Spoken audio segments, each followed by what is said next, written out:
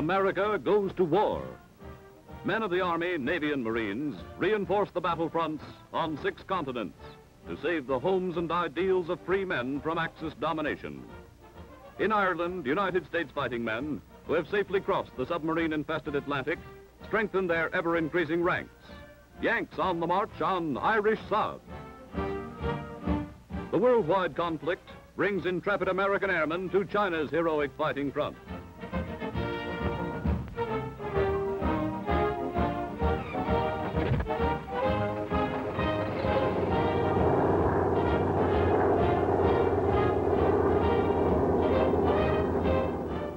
General Chennault, United States Air Force chief in China, flies with his brave command to strike effective blows at the invading Japs.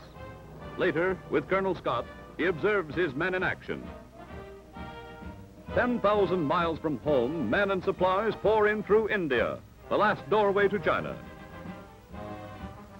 Cheerful yet determined, welcome strangers in a strange land.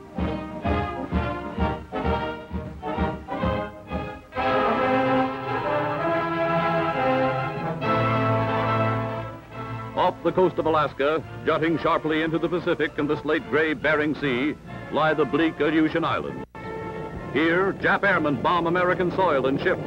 Here, our defenders seek the enemy, determined to drive him from American shores. Destroyers guard transports and cargo ships to land troops and supplies on a fog-swept island near the enemy-held Kiska.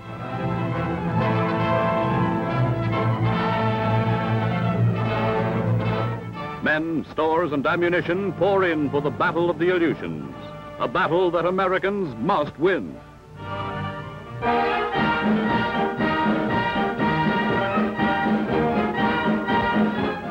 American naval guns open up on the Jap-held Solomon Islands.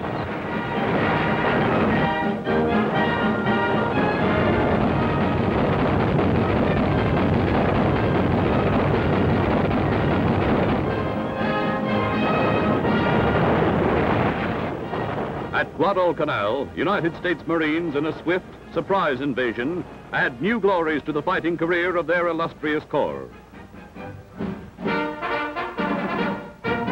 The retreating Japs attempt to destroy their newly completed air base.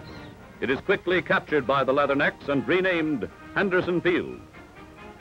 The Marines, later reinforced by Army troops, battle fiercely to hold their ground.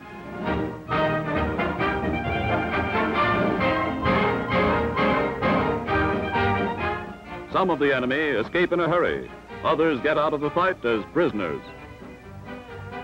History recorded as it happened.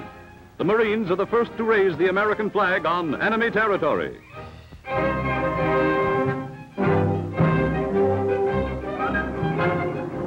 Seeking out and blasting Hitler's U-boats is the rough, tough job of naval aviators and men of the Coast Guard.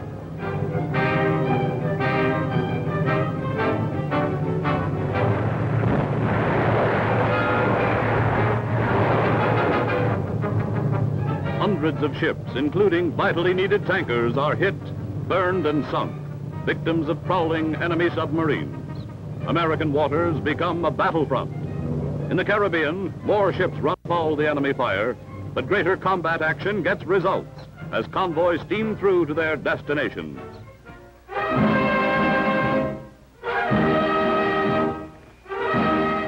Russia meets the grim test.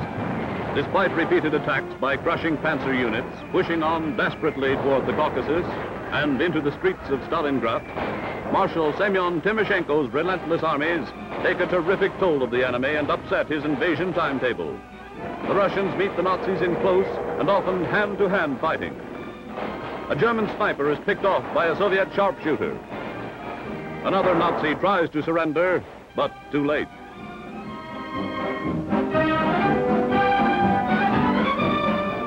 Britain's Prime Minister flies to Moscow. Eyes and ears the world over are focused on a conference of historic importance. Churchill meets Stalin behind the walled fortress of the Kremlin.